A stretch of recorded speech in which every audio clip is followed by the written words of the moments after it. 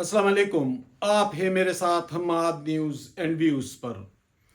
अफ़गानिस्तान में तबाहकुन ज़िलज़िला, हलाकतों की असल तादाद क्या है, किन इलाकों में ज़्यादा नुकसान हुआ और रेक्टर स्केल पे ज़िलज़िले की शिद्दत ची थी, तो फिर इतना ज़्यादा नुकसान क्यों हुआ है, वो उस सिलसिले में भी आपको अपडेट करेंगे।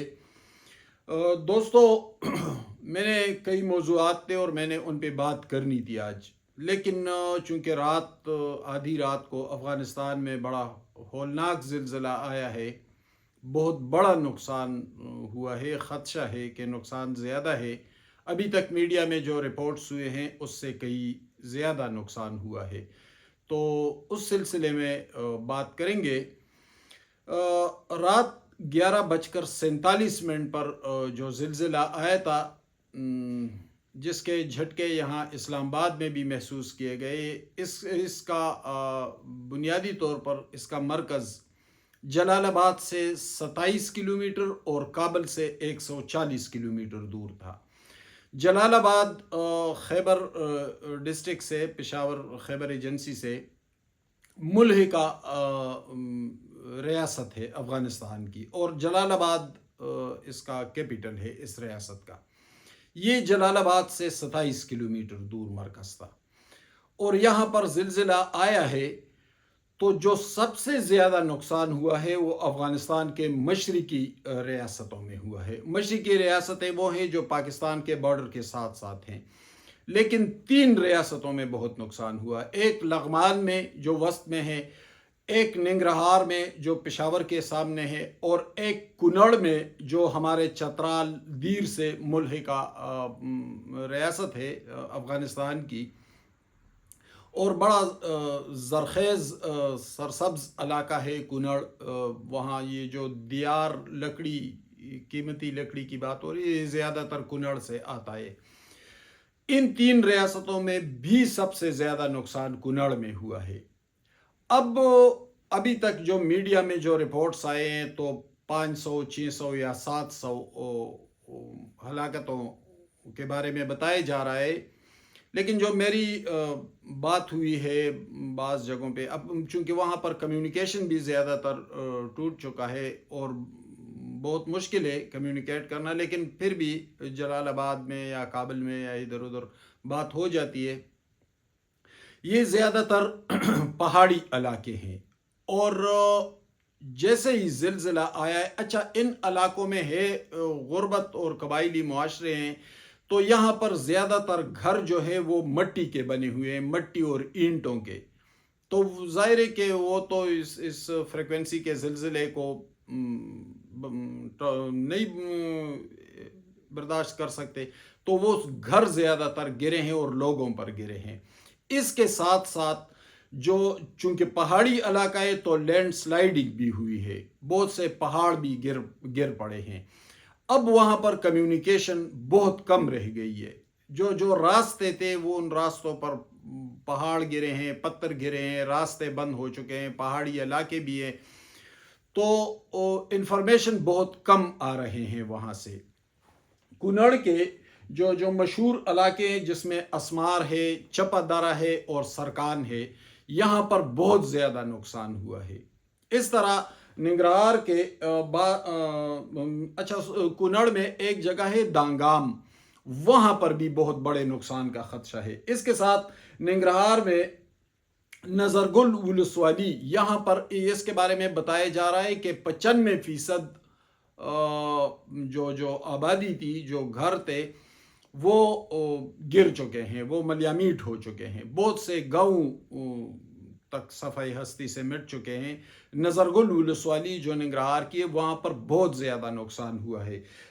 इसके साथ लालपुरा एक बहुत तारीख़ी जगह है निंगरहार की, और करीबी पड़ता है खैबर एजेंसी को, ज़रख़ेज़ इलाका है। तो लालपुरा में भी बहुत बड़ा नुकसान हुआ है। इसके साथ तो दरानूर एक इलाका है, वहाँ कम्युनिकेशन बहुत कम है। बहुत दरानूर के बारे में कहते हैं कि बहुत انتہائی صحت افزا مقام ہے، بہت خوبصورت علاقہ ہے، وہاں پر بھی ایک بڑے نقصان کا خدشہ ہے۔ اسی طرح لغمان کے لہترلام، علی نگر اور کرغانی، ان علاقوں میں بڑے نقصان کا خدشہ ہے۔ لیکن جیسے کہ میں نے آپ کو بتایا کہ کمیونیکیشن بھی نہیں ہے، راستے بھی بند ہو چکے ہیں، معلومات زیادہ نہیں ہے، افغانستان کے اپنے وسائل بھی بہت کم ہیں، وہ پہلے ہی سے معاشی اور سیاسی مسائل کا شکار ملک ہے۔ اس وقت کہتے ہیں کہ تقریباً 16 ہیلی کاپٹرز افغانستان کے اپنے آپریشن میں حصہ لے رہے ہیں۔ افغان حکومت چونکہ ان کے وسائل بہت کم ہیں، تو طالبان حکومت نے عالمی مدد کی اپیل بھی کی ہے، اور عالمی مدد انشاءاللہ ہو بھی جائے گی، کیونکہ وہ پھر جو عالمی ادارے ہوتے ہیں، خیراتی ادارے ہوتے ہیں دوسرے، وہ فوری مدد کو پہنچنا شروع ہو جاتے ہیں، عرب ممالک سے بھی، یورپ سے بھی، دوسرے ممالک سے بھی۔ تو انہوں نے عالمی امداد کی اپیل کر کے گویا اس سوال کو حل کر دیا ہے کہ افغانستان میں کسی کو گھسنے نہیں دیں گے، گویا امداد کے لیے امدادی ٹیمیں، رضاکار اور دوسرے عالمی ادارے آ سکتے ہیں۔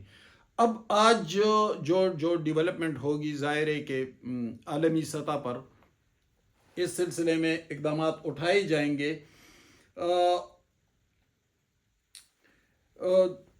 جو آبادی کو کیلکولیٹ کیا ہے میں نے، تو ان پہاڑی علاقوں میں بہت بڑے بڑے قصبے بھی ہیں، گاؤں بھی ہیں، شہر بھی ہیں، یعنی کنڑ کا ایک بڑا شہر ہے، اس کا ہیڈ کوارٹر بھی ہے، اسد آباد۔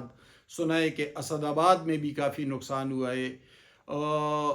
تو ان علاقوں میں چونکہ انفارمیشن ابھی آئے نہیں ہے، تو یہ جو 600-700 بتائے جا رہے ہیں، تو وہاں کے ڈائنامکس کو جاننے والے، وہاں کے معاملات کو جاننے والوں کو علم ہے کہ نقصان سینکڑوں میں نہیں، ہلاکتوں اور شہداء کی تعداد سینکڑوں میں نہیں بلکہ ہزاروں میں ہے، کیونکہ ابھی تو ملبے تلے دبے ہوئے بہت سارے لوگ، سینکڑوں ہزاروں لوگ ملبے تلے دبے ہوئے ہیں۔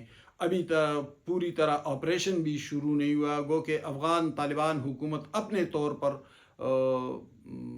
بھاگ دوڑ کر رہے ہیں، لیکن ظاہر ہے ان کے وسائل بہت کم ہیں، اور ان کم وسائل کے باوجود وہ کوشش کر رہے ہیں، لیکن دور افتادہ علاقے ہیں، پہاڑی علاقے ہیں، وہاں تک پہنچنا بہت مشکل ہے۔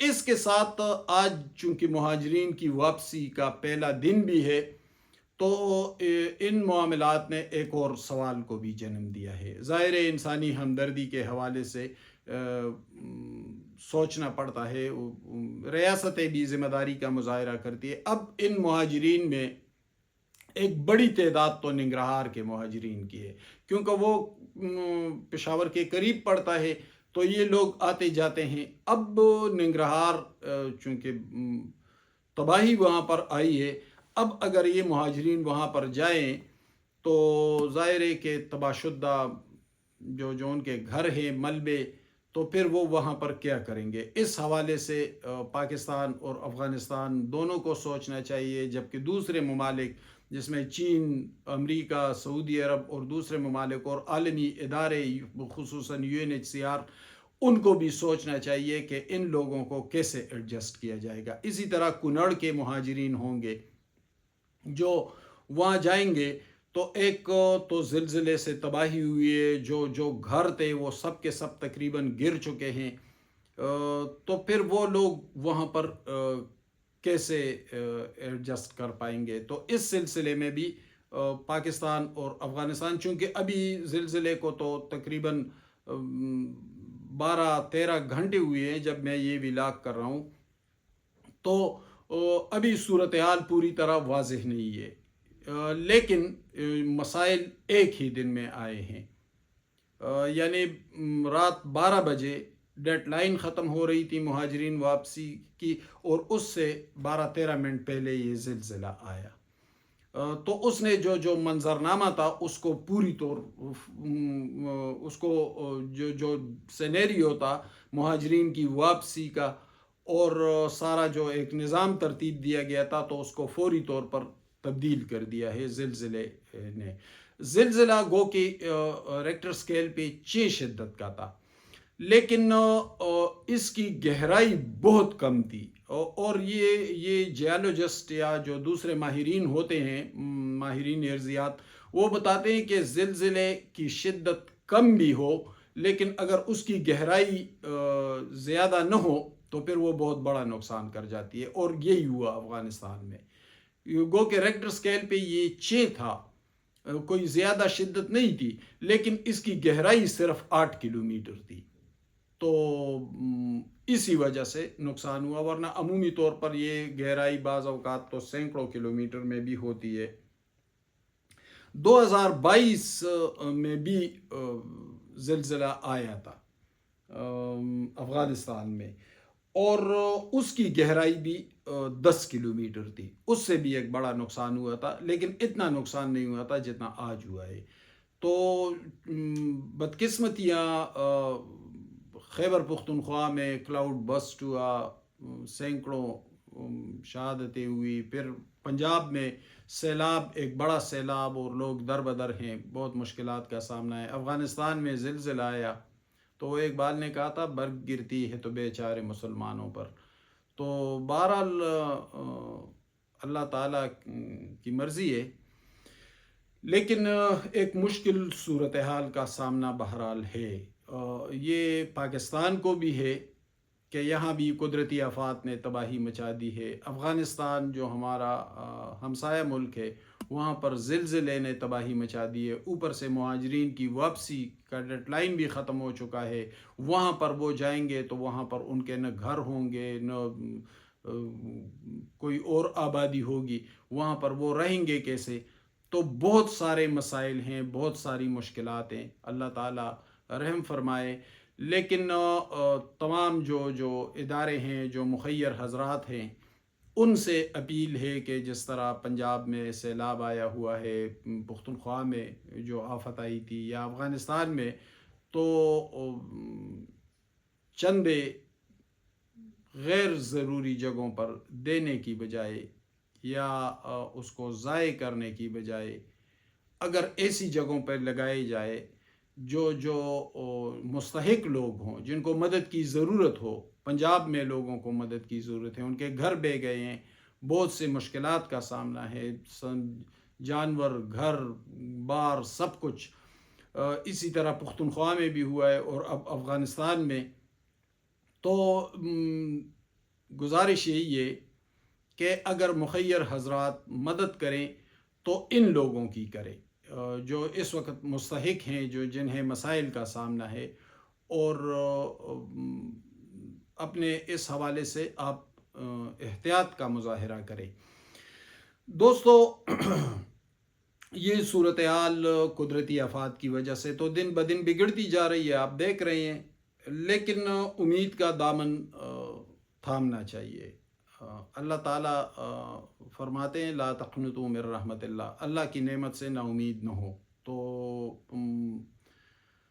انشاءاللہ اچھے دن بھی آئیں گے۔ یقیناً ایک مشکل صورتحال کا سامنا ہے۔ میں ایک بہت دکھ کے ساتھ آج بات کر رہا ہوں، کیونکہ پنجاب بھی ہمارا ہے، پختونخوا بھی ہمارا ہے، افغانی بھی ہمارے بھائی ہیں۔